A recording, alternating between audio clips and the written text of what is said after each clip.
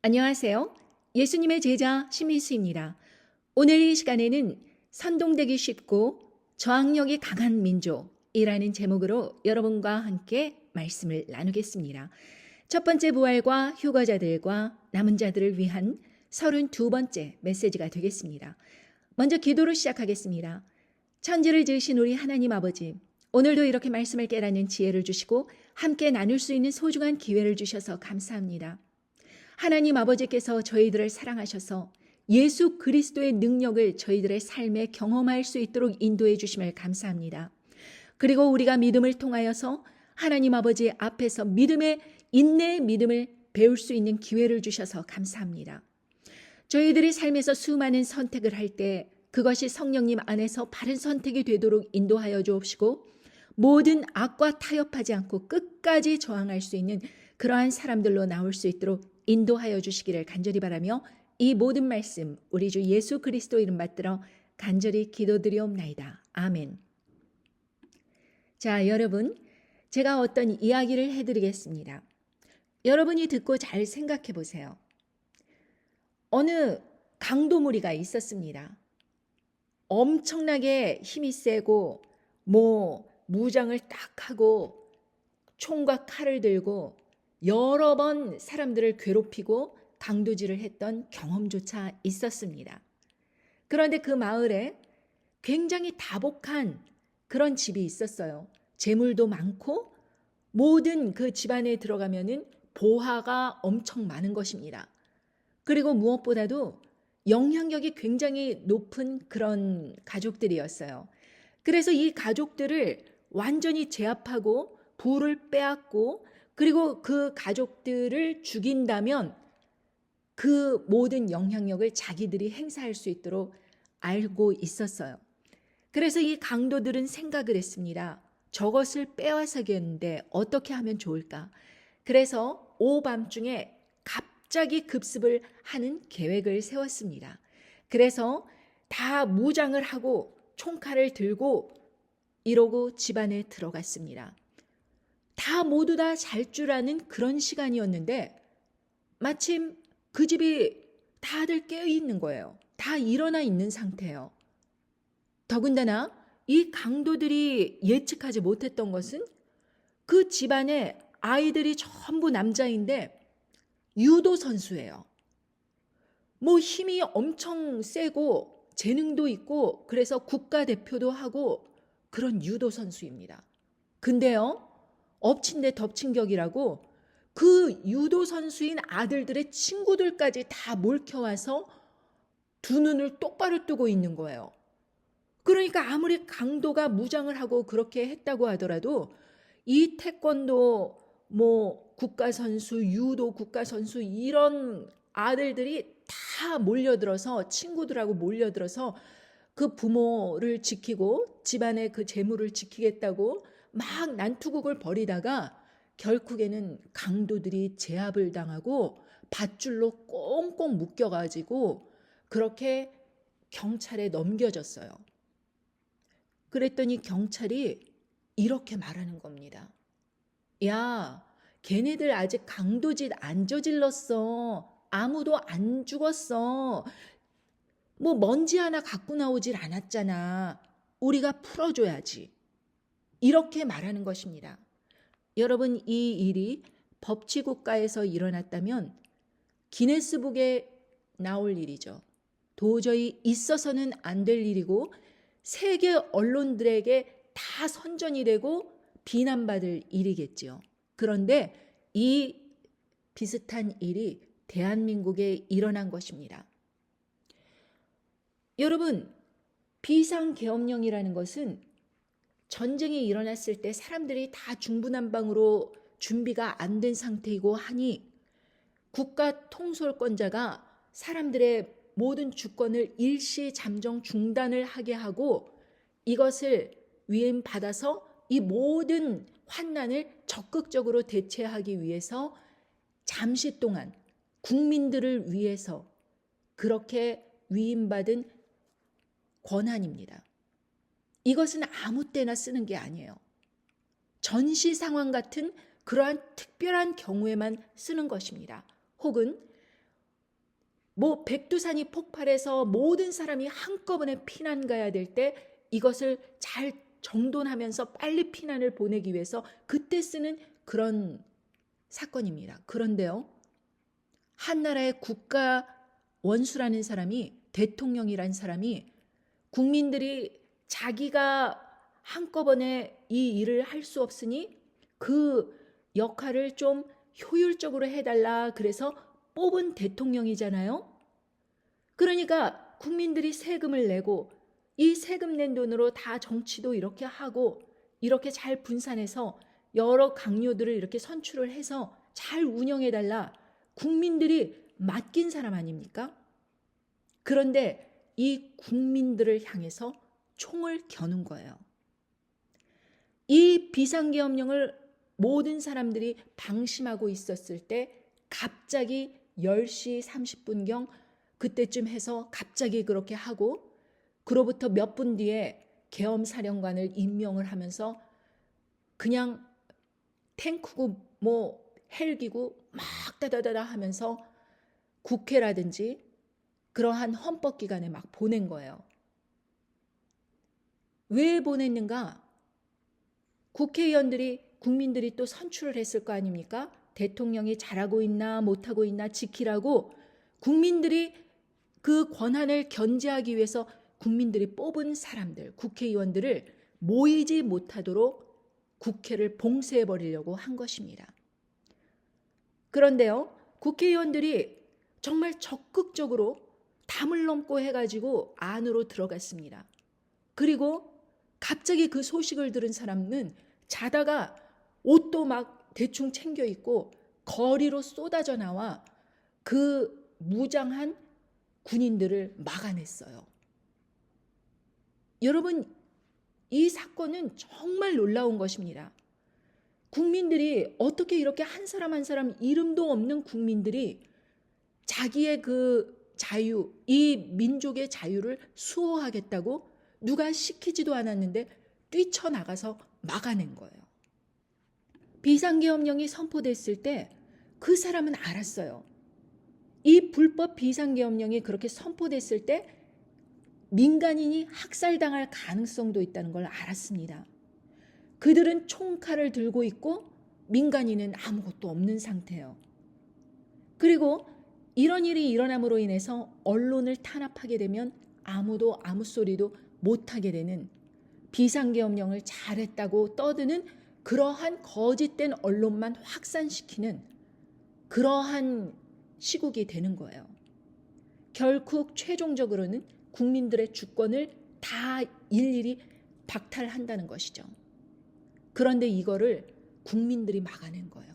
이름도 없는 국민들이 시키지도 않았는데 자기가 거리로 뛰쳐나와 그 추운 매서운 바람을 맞아가면서 그 죽을 각오를 하고 해낸 것입니다. 그 중에는 여성분들도 있었어요. 힘없는 젊은이들, 어린아이들, 할머니, 할아버지들 다 있었습니다. 그래서 그 기세에 눌려가지고 이 비상계엄령에 출동된 707이라는 특수 전담 군인들이 이 기세에 눌려가지고 총뿌리를 들이대지 못했어요. 아는 것이죠. 나도 대한민국의 국민으로서 이러면 안 되는데 한번 경험을 했잖아요. 군부 독재에서 그렇게 저항하는 사람 끌어다가 고문시키고 죽이고 막 이런 거 경험했지 않습니까? 영화로도 나왔지 않습니까? 다 보고 들었는데 자기가 그 짓을 못하겠는 거예요. 명령을 받았다고 하더라도 감히 그렇게 하나님의 그 보호를 받는 자기의 그 민족을 향해서 총을 겨눌 그런 악한 사람이 없었던 거예요. 다행히. 그래서 이 악랄한 그 괴계를 꿈꾸던 그 집단 무리들이 완전히 나가 떨어진 거예요. 여러분, 그 국회의원들 중에서 처음에 그 자리에 그 현장을 경험했던 사람은 모두 울분을 토했습니다. 어떻게 이럴 수가 있느냐. 심지어는 국민의힘 의원들이라고 하더라도 이런 일은 있어서는 안 된다라고 하면서 비상계엄령 해제에 모두 다 100% 찬성을 했습니다. 근데요, 제가 주목한 사실은 이 사람들의 그런 전말이 아닙니다. 제가 주목한 것은 이 사건을 바라보는 크리스천들의, 그 그리스도인이라고 불려지는 사람들의 태도입니다. 제가 여러 가지 언론을 보았어요. 그런데 자기가 구구 세력이다, 애국주의자다, 이렇게 말하는 사람들은 다 그 강도와 같은 지도자를 지지하는 거예요. 그리고 심지어 비상계엄령이 성공했었어야 되는데 라고 이야기하는 것입니다. 그리고 그에게 법적 처벌이 내려지지 않기를 바라는 것입니다. 하나님 아버지께서 보호하셔서 대한민국을 보호하셔서 그렇게 이름도 없는 사람들, 시민들이 쫙 모여들어서 그 탱크와 총을 든 군인들을 막아내서 그 난리를 겪으면서 국회의원들이 담을 넘고 해서 그 해제를 시키고 하는 일을 겨우겨우 성사해내서 대한민국 만세, 이러한 쾌거를 냈는데, 이것을 바라보는 많은 그 복음주의자라고 하는 기독교인들이 이 사건을 바라보면서 이 강도와 같은 지도자를 지지하는 것입니다. 저는 놀랐습니다. 왜 놀랐냐 하면, 그들이 만약에 하나님 아버지의 말씀에 깨어 있다면 하나님 아버지께서 어떤 것을 보여주시나, 어떤 것을 들려주시나, 모든 상황을 보고 모든 것을 보고 듣고 경험을 했지 않습니까?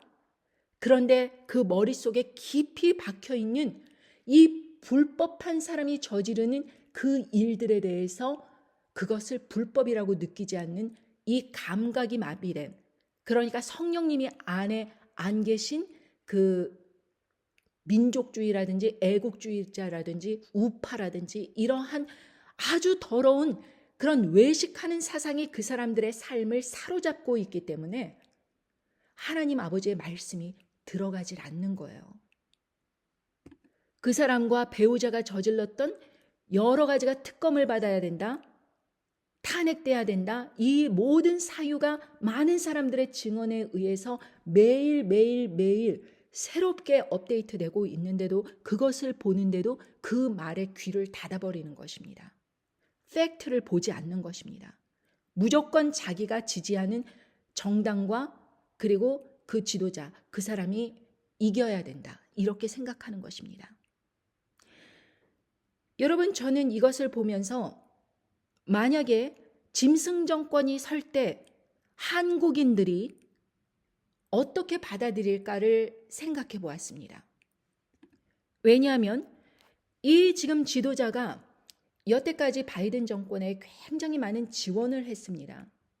거의 절반 이상을 한국에서 지원된 게 굉장히 많아요. 그리고 국방비라든지 이런 모든 것으로 인해서 오히려 다른 정권보다도 더 많이 지원을 하고, 그리고 우크라이나 파병이라든지 무기 지원이라든지 이런 것으로 그 음녀 바벨론 세력을 지원을 했고요. 서유럽과 무역을 트면서 서유럽, 그러니까 음녀 바벨론 세력에 적극적으로 그렇게 지원을 했습니다. 그런데요, 음녀 바벨론 세력인 딥스테이트에 전혀 알리지 않고 독단적으로 이 행동을 한 거예요. 그래서 저는 이 사람이 그럴 위인이 아니잖아요. 그럴 배짱이 없잖아요. 지금 자기 부인이 자기와 함께 감옥에 들어가게 된 상황인데 어디서 그런 배짱이 나서 이 일을 저질렀는가, 이런 엄청난 일을 저질렀는가 라고 생각을 하다가 중요한 기사 하나를 발견하였습니다. 자, 저는요, 여러분들에게 계속 예언을 해왔었습니다. 4년 전서부터. 트럼프가 재임에 실패했을 때부터 제 예전 3, 4년 영상서부터 여러분들이 계속 보시면 그가 두 번째 적그리스도, 두 번째 짐승이 될 것이다 라고 계속해서 말해오면서, 그러기 위해서는 그가 다시 돌아와야 된다, 그가 다시 정권을 잡아야 된다, 여러분, 제가 3, 4년 전에 그런 이야기를 했었을 때 사람들이 저를 비웃었습니다. 너는 거짓말을 하는 거야. 미국 역사상 그렇게 다시 그 재임할 수 있는 그러한 헌법이 마련되고 나서 재임에 실패한 대통령이 다시 권력을 얻는 일이 없었다는 것입니다. 그래서 그렇게 만약에 여태까지 100년 동안 그런 일이 없었는데 만약에 그런 일이 일어난다? 그러면 말이 안 되는 거지. 왜 한 번도 그런 일이 안 일어났는데 그 나이 든 사람이 왜 정권을 다시 잡는다고 하는 것이냐? 그래서 저는 그때 그렇게 말했습니다. 왜냐하면 그가 두 번째 짐승이 될 인물이기 때문에 그렇다라고 계속해서 이야기를 해왔고, 그 사람이 그 비옥시오 주사에 대해서, 음료의 복술에 대해서 어떻게 세상에 뿌리는데 적극 초창기에 FDA 승인을 해낸 성과를 자랑하면서 그것이 7, 8년 걸리는 것을 7개월 만에 조속히 통과를 시켜버리고 전 세상에 그 제약회사에 그것을 쫙 뿌리는 역할을 했는데 재임되지 않았잖아요. 그러니까 이 사람은 이를 갈고 있는 것입니다. 자기가 당연히 이 사단 세력에 그렇게 충성 봉사하여서 이 일을 이뤄냈으면 자기가 정권을 잡아야 되는데 재임이 되지 않은 것에 대해서 음녀 바벨론 세력, 딥스테이트의 괴계 때문에, 부정선거 때문에 자기가 재임에 실패했다, 이렇게 믿는 것입니다.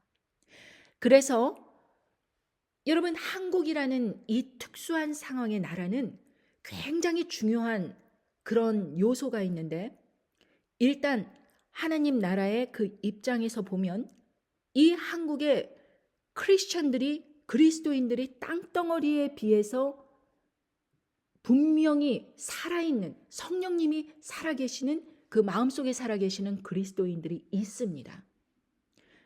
다른 데보다 많아요. 여기가 말하자면 한국 땅이 노다지라고 할 수 있습니다. 그래서 미혹하는 거짓 선지자들이 대거 투입된 나라가 바로 대한민국입니다. 그런데 이 대한민국의 그 달걀 노른자 같이 그 강남 땅 같은 요런 지역에 있는 그 사람들이 정체가 정확히 누군지 모르는 거예요. 성령님께서 살아계신 이 대한민국의 그 진정한 성도들의 정체를 잘 모르는 것입니다.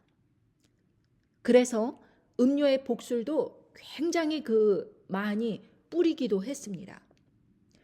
말살하기 위해서. 그런데도 죽지 않는 거예요. 특히 이 한민족들은 어떤 성향이 있냐면 교육을 받잖아요. 그럼 정학력이 굉장히 막강한 나라입니다. 그래서 이 트럼프가 특히 4.15 한국 부정선거 요거에 대해서 아주 관심이 높았어요. 왜냐하면 자기가 그 음녀 바벨론 세력에 의해서 부정선거를 당했다, 이렇게 생각을 했고, 딥스테이트 때문에 자기가 떨어졌다, 이렇게 생각을 하니까 한국에 만약에 이 부정선거를 밝혀내면 이 사람이 이제부터는 정권을 확실히 강력한 지도력으로 짐승 우상 경배를 하게 하고 짐승의 표를 사람들에게 나눠줄 수 있는 그런 우파적인 성향의 지도자가 필요했던 것입니다. 그런데 이 모든 상황이 음녀 바벨론이 그렇게 장악하고 있을 때는 이 사람이 바이든 정권에게 막 이렇게 아양을 떨면서 이렇게 하다가 이제 정권이 바뀐 거예요. 미국의 정권이 바뀐 것입니다. 그러자 그 일이 있기 전에 트럼프 최측근 7월 한국 부정선거 실태를 조사했다, 이런 기사가 떴습니다.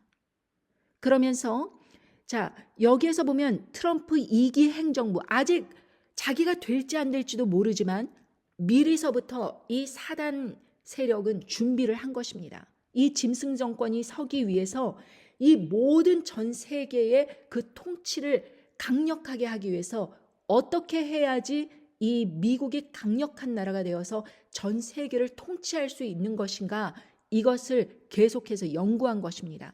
그래서 트럼프 2기 행정부 요직에 기용될 가능성이 높은 트럼프 1기 행정부 외교 안보 라인 인사들이 한국의 부정선거 실태를 파악하고 돌아간 것으로 확인됐다.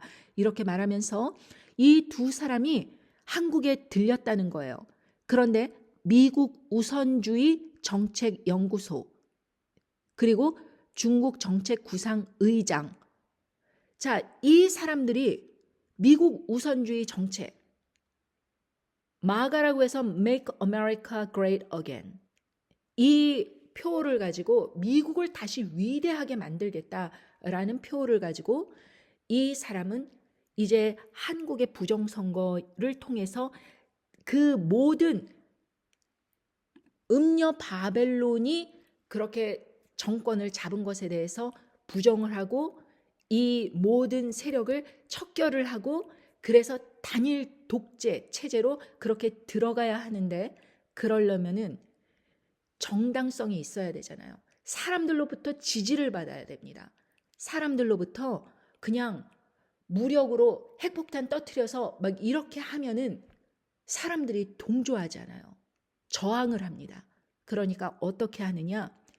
이 정당성을 어디에서 찾느냐 하면 부정선거 있었기 때문에 그 모든 딥스테이트 음녀 바벨론 세력, 그러니까 국민들에게 여러 가지 동성애라든지 뭐 여권이라든지 여러 가지 그 불법적인 그런 일들을 통해서 사람들을 이렇게 애매모호하게 이끌어 가면서 여러 가지 메디아라든지 영화라든지 이런 걸로 통해서 사람들을 하여금 정신이 혼미해지게 하는 그런 일들을 한 사람들이 부정으로 자기의 그 권력을 취득했다라는 것에 정당성을 얻어서 그 세력들을 말살해버리는, 그래야지 그 사람들의 지지를 받을 수 있으니까 그것을 계획을 한 것입니다.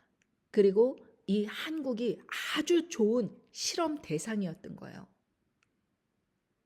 만약에 이게 성공을 못한다고 하더라도 그 선관위에 사람들을, 군인들을 더 국회보다 더 많이 보내서 그 모든 그 시스템을 다 가져온 것은 단 한 개라도 부정이 있었다면은 그거 한 개로 그 국회를 해산해 버릴 수 있는 정당성을 얻고자 한 것입니다. 제가 여러분들에게 말씀드렸죠. 이 사람 쉽게 탄핵되지 않을 것이다 라고 말씀드렸습니다.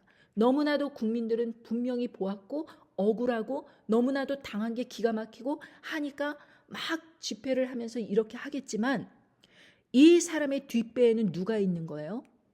바로 이제 떠오르는 태양 같은 바로 트럼프 행정부가 있는 것입니다. 자, 보십시오. 기사를 보면 왜 한국의 부정선거 실태를 왜 조사했겠습니까? 왜 이것을 비밀리에 조사하고 돌아갔겠습니까? 여러분, 다 스토리가 연결이 되고 사람들이 납득을 해야지, 그 모든 반대 세력들은 부정으로 자기의 권세를 잡았구나라는 것을 증명할 수 있는 것입니다. 그래서 짐승 정권은 음녀 바벨론 세력을 무너뜨리고 벌거벗기고 모든 음모를 드러낸다는 거예요. 그 부정의 모든 음모, 그것을 드러내고 그리고 살을 먹고 불로 핵으로 아주 사르리라, 이렇게 말씀하셨습니다. 요한계시록 18장 16절에 네가 본 바 이 열불과 짐승이 음녀를 미워하여 망하게 하고 벌거벗게 하고 그 살을 먹고 불로 아주 사르리라. 망하게 한다는 것은 모든 불을 빼앗는다는 것이죠. 벌거벗게 한다는 것은 모든 여태까지의 악행들을 다 드러낸다는 것이죠. 왜냐하면 정당성을 얻어야 되기 때문에 그렇습니다. 자기가 그 세상을 지배하려고 하는 그 정당성을 어떻게 얻느냐? 그 음녀의 가증스러운 짓거리들의 그 괴계들을 다 세상에 밝혀냄으로 인해서 이렇게 처단할 수밖에 없었다라고 하는 그 명분을 얻고자 하는 것입니다. 그리고 살을 먹고 그 모든 불을 다시 자기네들 거로 전환시키는 거예요. 그리고 불로 아주 사르리라. 핵으로 초토화시킨다는 것입니다. 자, 그렇다면 우리는 이 일이 이제 일어났다는 걸 압니다. 이 짐승 정권이 이제 준비되고 있다는 것도 압니다. 여러분, 제 예전 영상들 3년 전, 2년 전 영상 보세요.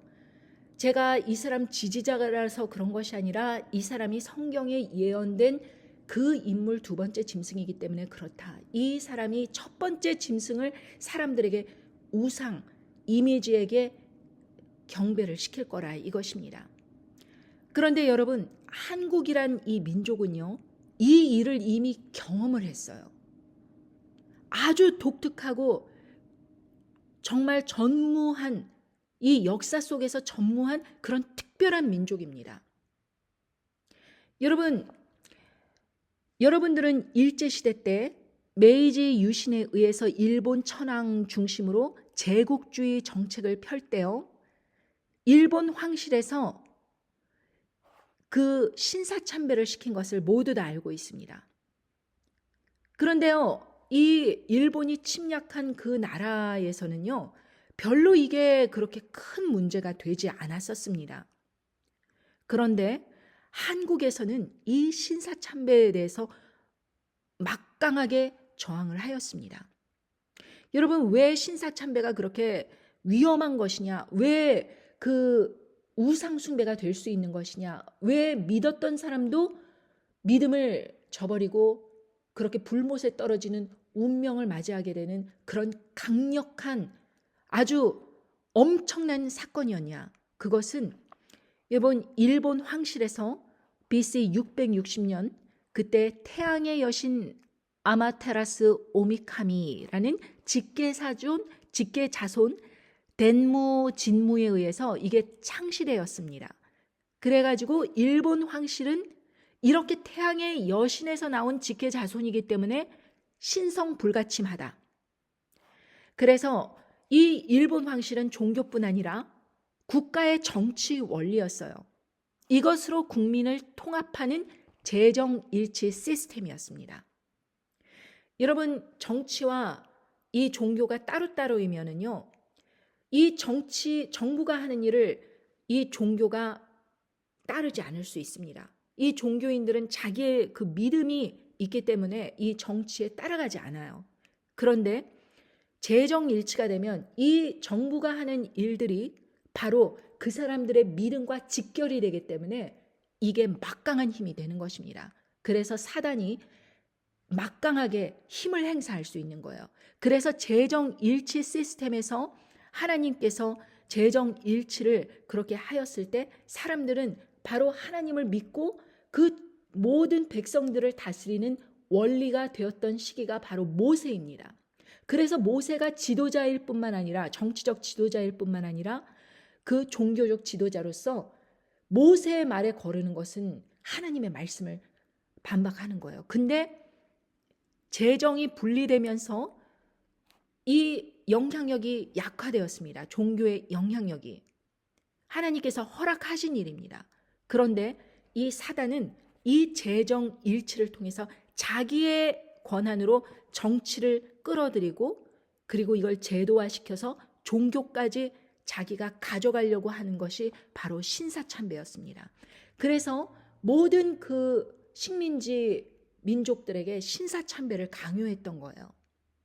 그래서 신사참배 강요에 유교와 불교 그리고 다른 종교들은 다 굴복을 했어요. 그런데 기독교 중심만 거부운동을 했다 이것입니다. 종교적 박해를 하였죠. 위협을 하였습니다. 체포, 강제 구금, 고문, 나중에는 죽이기까지 이렇게 하였지만 사그러들지 않았어요. 기독교 단체 중에 가장 큰 규모의 장로교 평북노회는 1938년에 평양신학교 신사참배를 반대해가지고 휴교령을 내렸습니다. 그러자 평안남도의 주기철 목사님, 평안북도 이기선 목사님, 이주원 목사님, 경상남도 한상홍 목사님 이렇게 이분들도 가혹한 고문을 당하고 감금당하고 또 주기철 목사님은 여기에서 순교를 당하셨습니다.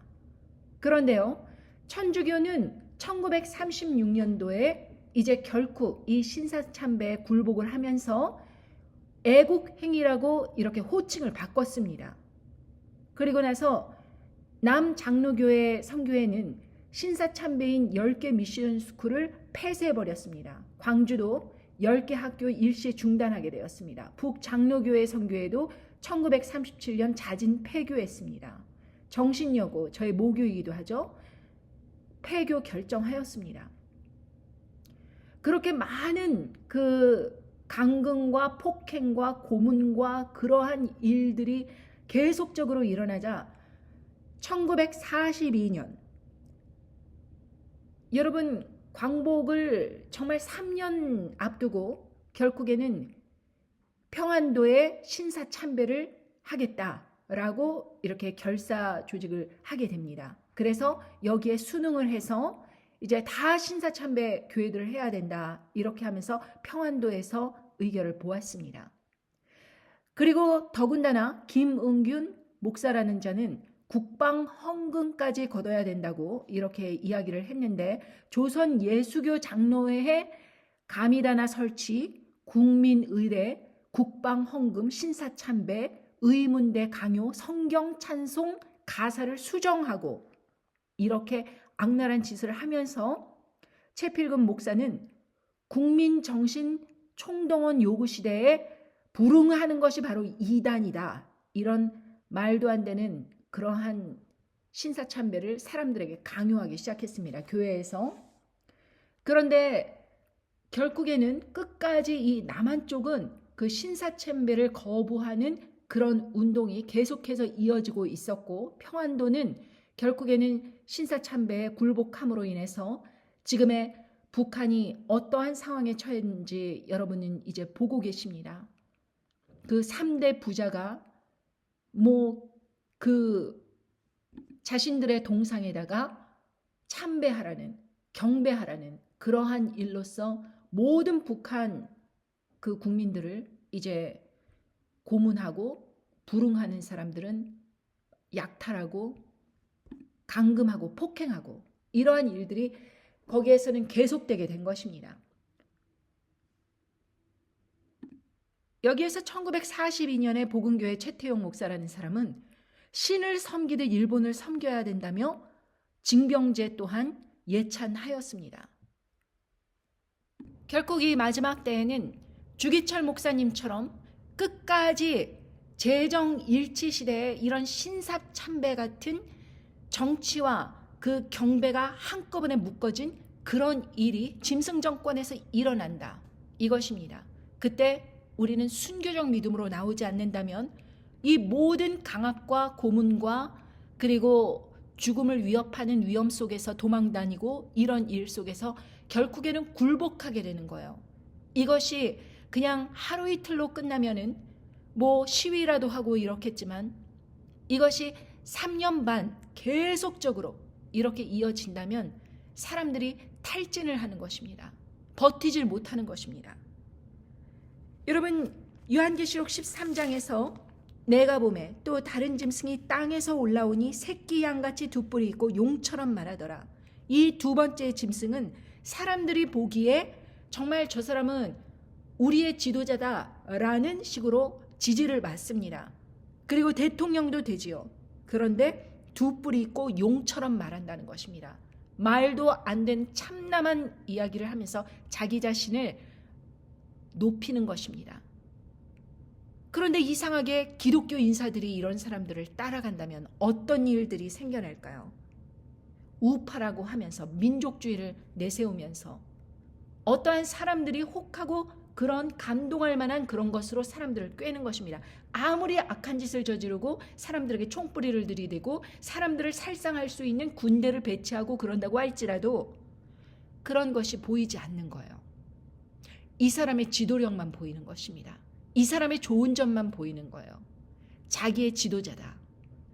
여러분 지금도 국회의사당 앞에는 이 모든 그 악랄한 그 불법 비상계엄령으로 인해서 사람들이 분노를 하면서 이런 일을 똑같이 저지르지 않기 위해서는 그 사람 끌어내려야 된다라고 그렇게 시위를 하고 있는데, 또 다른 한편에서는 그 사람 탄핵되면 안 된다.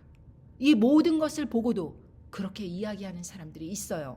이 사람은 자기의 믿음과 이 정치인의 그 이미지가 결탁이 된 것입니다. 하나님보다 이 지도자가 더 따라지는 거예요.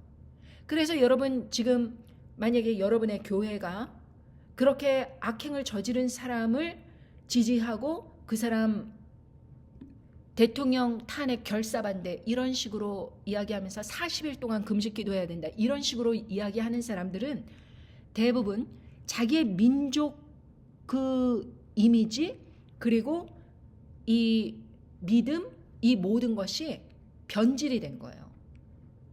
현실을 현실로 보지 않는 것입니다.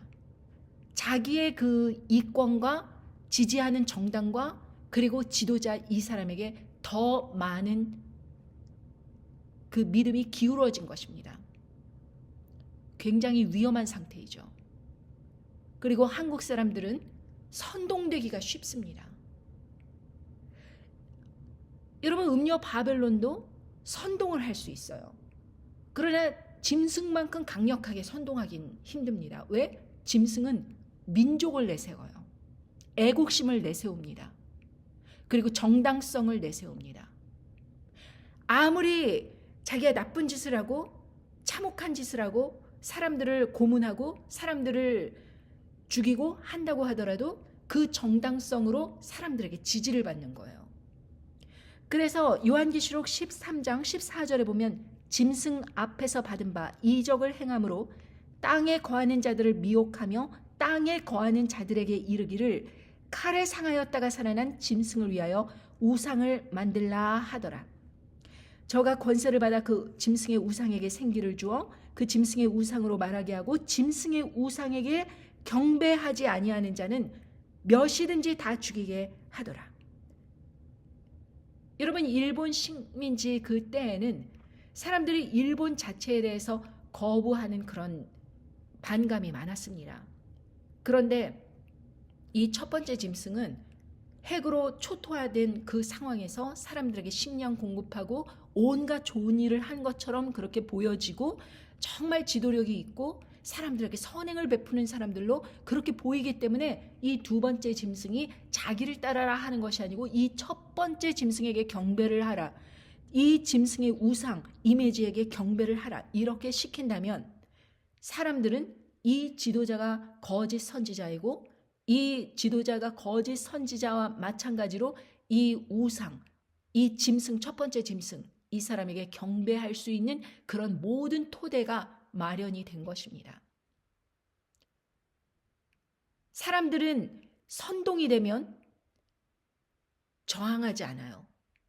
그런데 저항이 하게 된다는 것은 자기의 믿음 체계가 하나님께 붙어 있을 때만이 저항을 할 수 있습니다.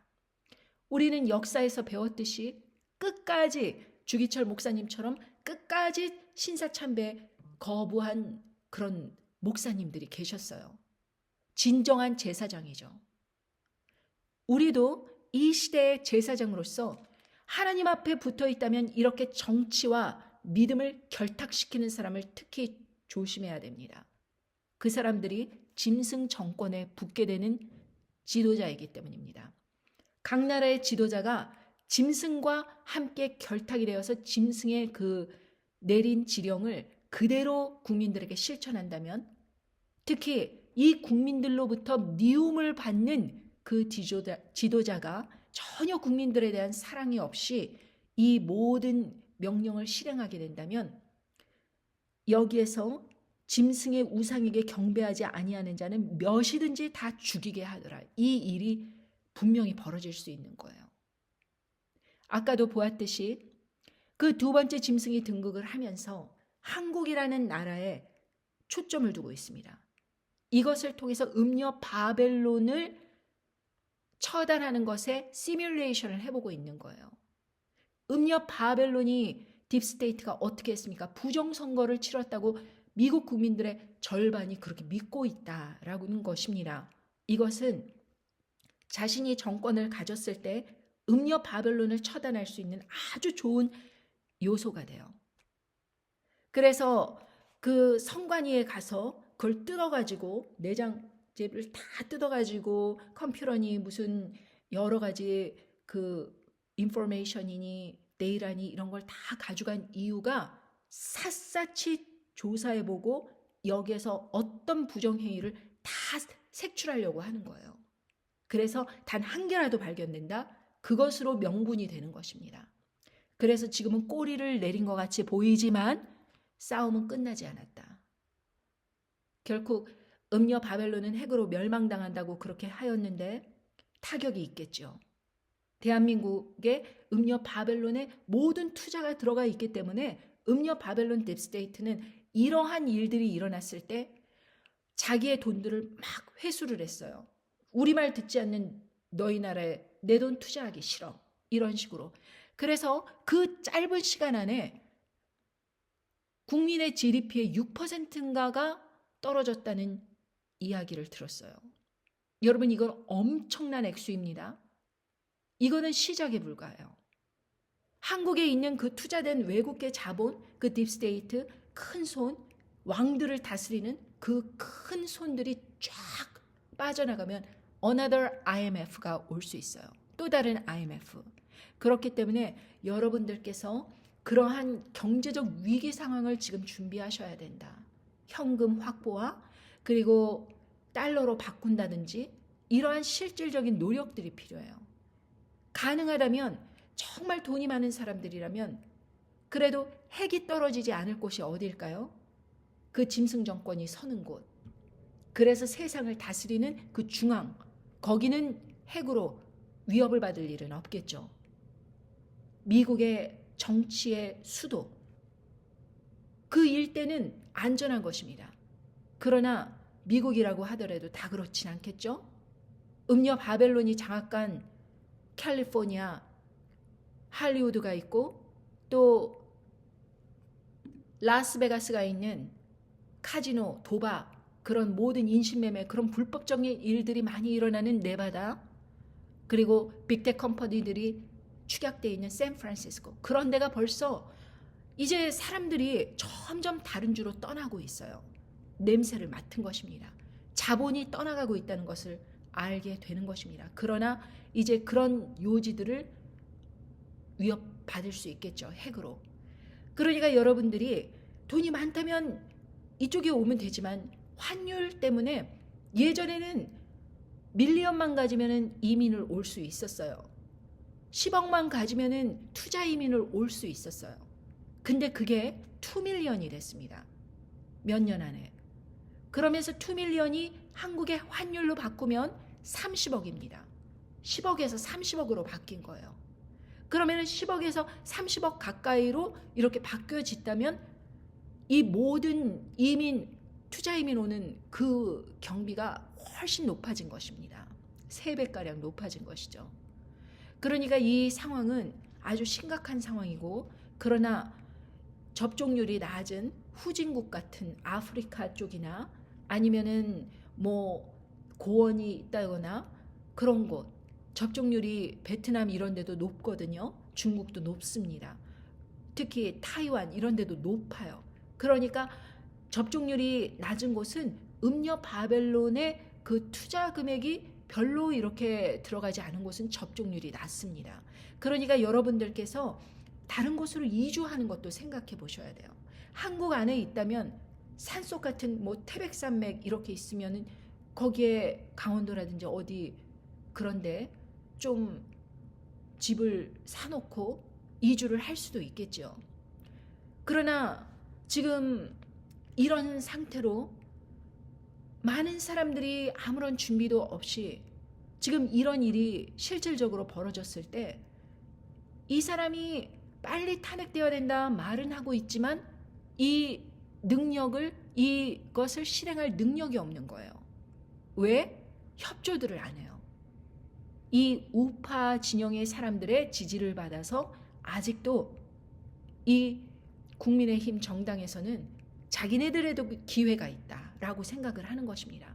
대부분의 80% 사람들이 이거 잘못됐다, 이거 너무 악한 일이다, 나쁜 일이다, 나에게 손해다 라고 생각한다고 하더라도 그 10%, 15%가 강력하게 이 믿음과 정치가 결부되어 있다면 깨기 힘든 거예요. 그래서 여러분, 이미 주사위는 던져진 것이나 마찬가지입니다.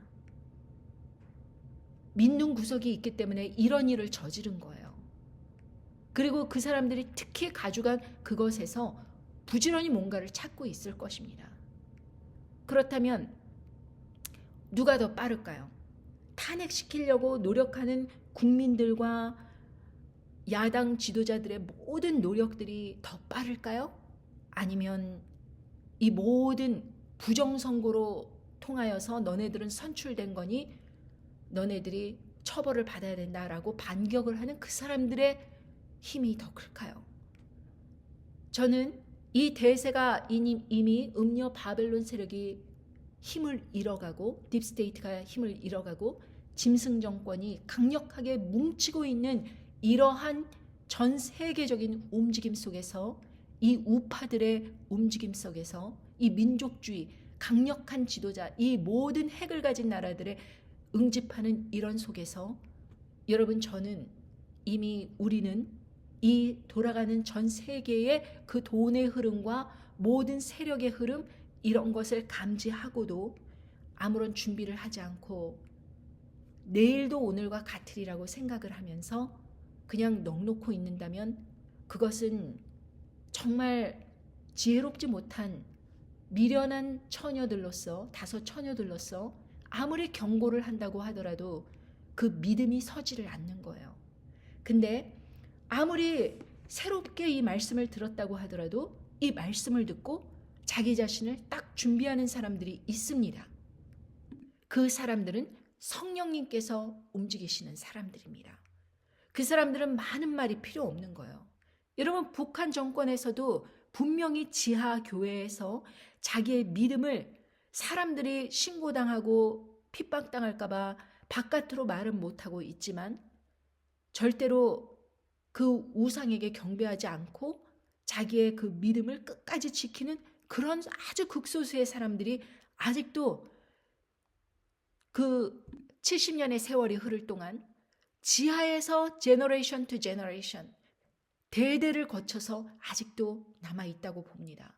그들은 종이 한 장, 이 성경 말씀 한 장 가지고 그렇게 소중히 여기면서, 갑오처럼 여기면서 이 말씀을 굳게 마음에 새기고 있으면서 이 모든 말씀을 다 읽어보고 누군가가 그 성경을 가르쳐주고 하지는 않았지만 그래도 이 마음판에 성령님께서 계신 고로 해야 될 것과 하지 말아야 될 것을 감지하고 있는 사람들이 있습니다.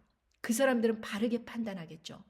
그 사람들은 끝까지 저항하겠죠. 그리고 그 사람들은 할아버지, 아버지, 손녀, 이 손자, 이 제너레이션 투 제너레이션 저항을 끝까지 하는 자손들로 남아있을 거라고 저는 그렇게 봅니다.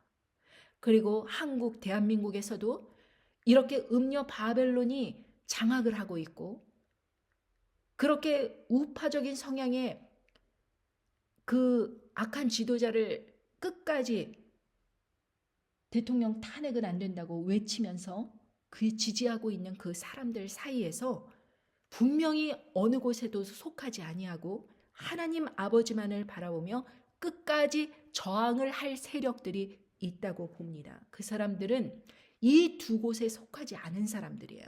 좌파나 우파나 속하지 않은 사람들로서 하나님 아버지만 바라보는 사람입니다. 그 사람들은 선동되지 않아요. 그 사람들은 자기의 믿음을 지킵니다.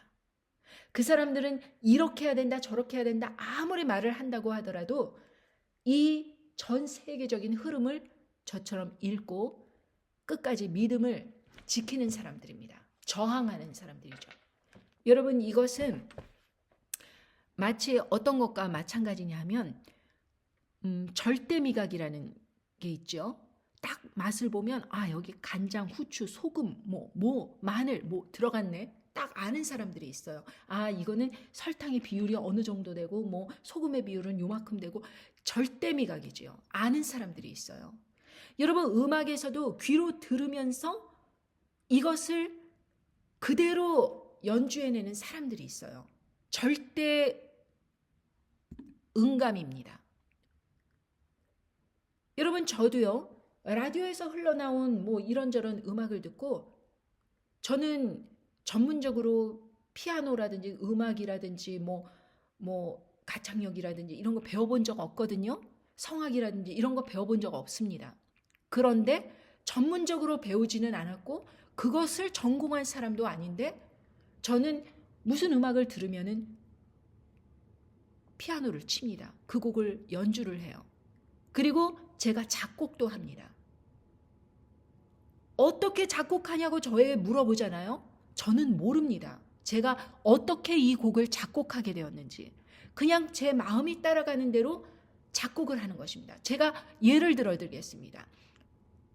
예전에 예술에 대해서 생각을 하고 있는데 이런 음악을 한번 해보면 어떨까? 그리고 한번 쳤어요. 그런데 그 음을 제가 기억을 하지 못하기 때문에 똑같이 칠 수는 없어요. 그래서 저는 녹음을 해둡니다. 제가 피아노를 연주하고 그거를 작곡을 하면 녹음을 해둡니다. 제가 여러분들에게 그 예를 하나 들어드리죠. 이거는 중요한 건데 여러분들의 이해를 돕기 위해서 중요한 것입니다.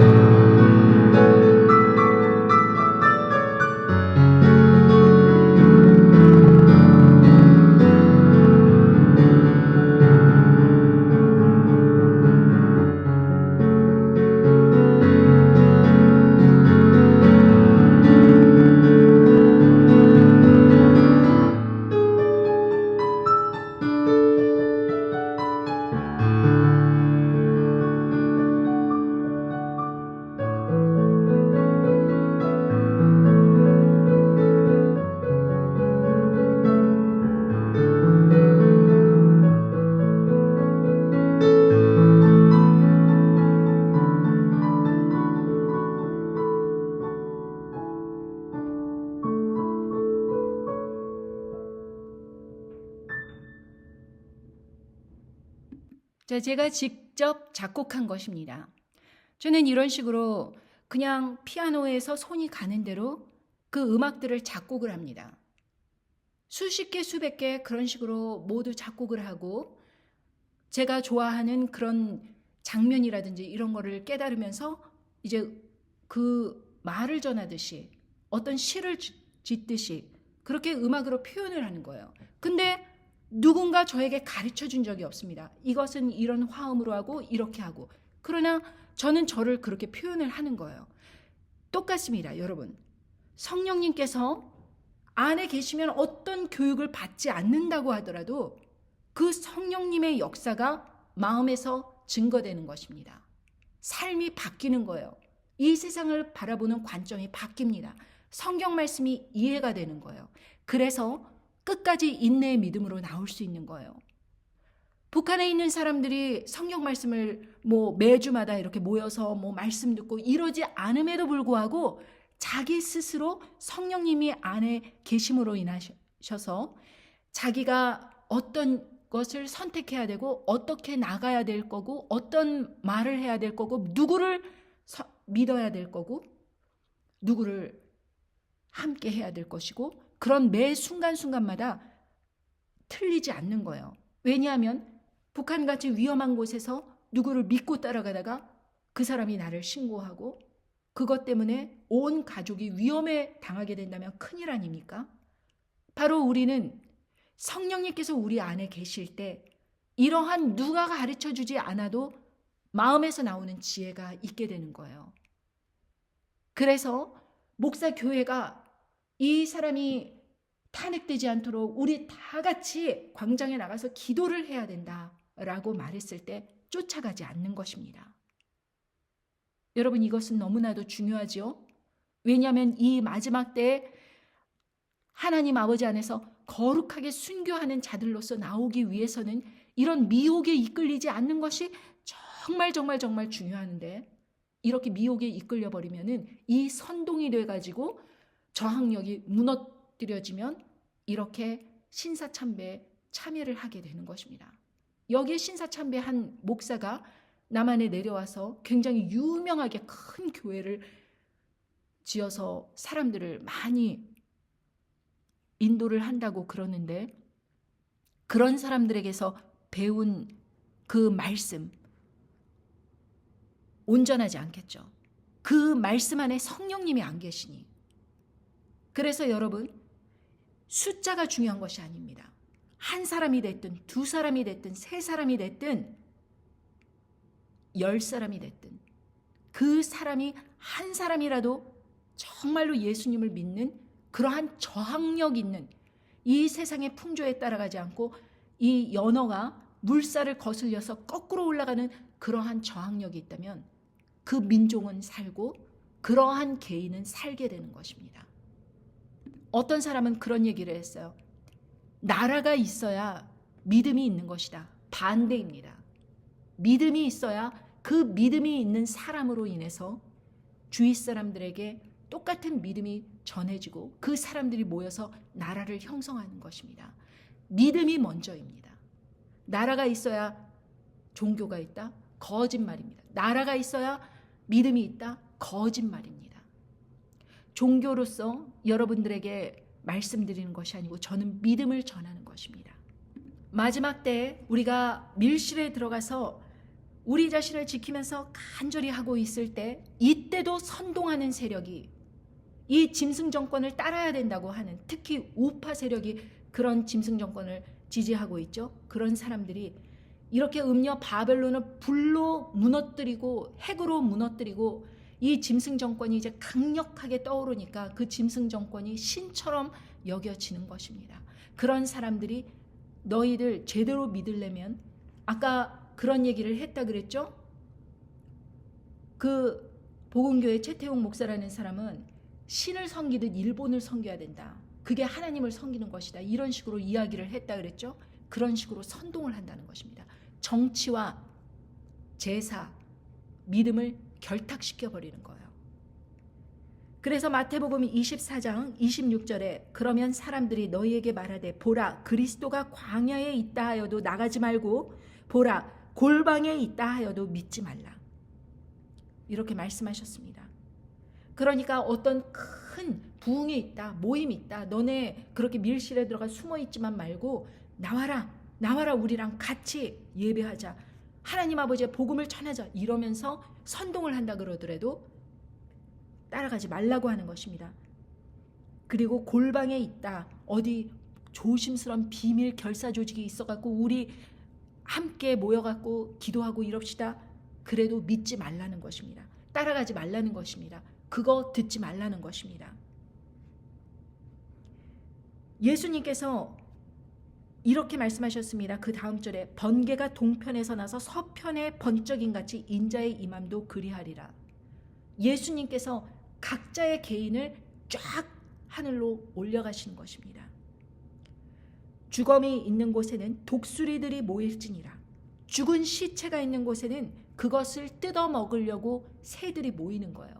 그러니까 일단 골방에 있다, 광야에 있다, 이런 데 쫓아나가는 사람, 그런 사람 뜯어 먹히는 것입니다. 선동되는 거예요. 그래서 혹해서 짐승 정권 따라가게 되는 것입니다. 결국에는. 그래서 이제 앞으로 다가올 그 지금 위험 인물들을 우리가 보았습니다. 그리고 어떤 일들이 있을지 우리가 들었습니다. 그렇다면 여러분, 그날이 우리가 예상치도 못하게 급하게 올 수도 있고 우리가 좀 말씀을 나눌 그럴 기회가 더 있을지도 모르겠지만 우리는 항상 준비태세로 그날이 온다고 하더라도 오로지 예수님, 어느 누구도 믿지 않고 의지하지 않고 예수님만 믿겠다 하면서 나가야 되는 것입니다.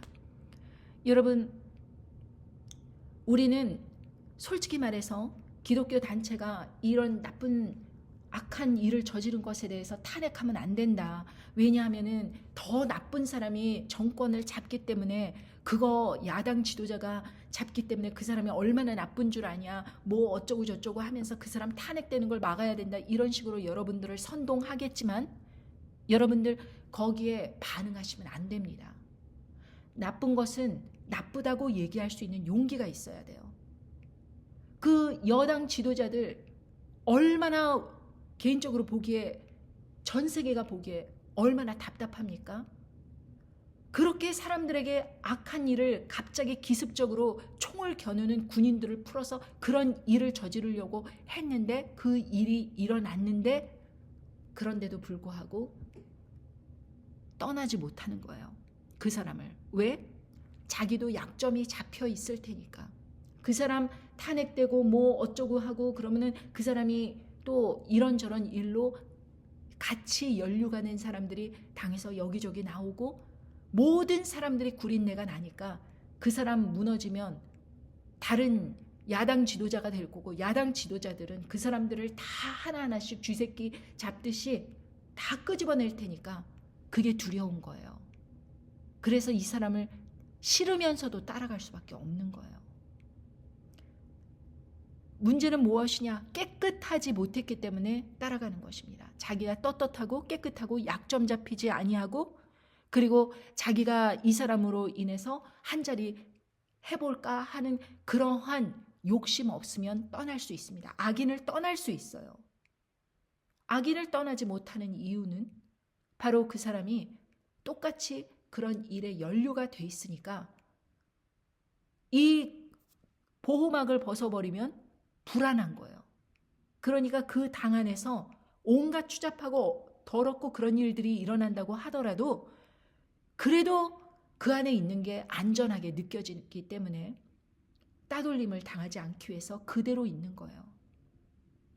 용기가 없는 것입니다. 결국에 이런 사람들은 다 짐승 우상 경배하고 짐승의 표를 받고 떠나갈 사람들이거나 아니면 핵폭탄으로 그냥 죽어버리거나 뭐 다 그럴 사람들이지만, 우리는 그렇게 예수님을 배워서는 안 돼요. 우리는 절대로 하나님 아버지 앞에 가장 옳은 것이 무엇일까라는 식으로 늘 생각을 해야 돼요. 마치 제가 음악을 배우지 않은 상태에서도 이렇게 연주를 할 수 있다면, 우리 마음속에 성령님께서 계신다면 우리 개개인도 무엇이 옳고 무엇이 바른 것인가 판단할 수 있는 지혜가 있다, 이것입니다. 성령님을 믿으세요. 여러분 마음 깊숙이 해서 성령님께서 이 길로 가라. 이곳을 떠나서 어디로 가라. 그런 말씀을 주실 때 순종하십시오. 성령님의 순종을 안 하면은 여러분 이런 말들에 선동되어서 그룹으로 따라가니까 안전하게 느껴질지 모르겠지만 다 지옥불로 떨어지는 사람이에요. 불과 유황으로 들끓는 그런 불못에 떨어지는 사람들이 된다 이것입니다. 여러분 오늘 말씀을 들으시면서 여러분께서 기도하시고 성령님께서 여러분들에게 무엇이라 말씀하시는지 그 말씀을 따라가시길 바랍니다. 감사합니다. 안녕히 계십시오.